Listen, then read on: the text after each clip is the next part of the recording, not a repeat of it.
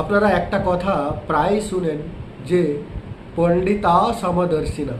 পণ্ডিতা সমদর্শিনা প্রত্যেকের মুখে মুখে আমরা শুনি। পণ্ডিত ব্যক্তিরা নাকি সব কিছুকে সমানভাবে দেখেন, সবাইকে সমানভাবে দেখেন। তো এই শ্লোকটা মূল কোথায় রয়েছে? এই শ্লোকটা শ্রীমদ্ ভগবদ্ গীতার পঞ্চম অধ্যায়ের 18 নম্বর শ্লোক। মূল শ্লোকটা হলো विद्या विनय संपन्ने ब्राह्मणे गविहस्तिनि शुनि चैव स्वपाके च पंडिताः समदर्शिनः। আরেকবার বলছি, विद्या विनय संपन्ने ब्राह्मणे गविहस्तिनि शुनि चैव स्वपाके च पंडिताः समदर्शिनः।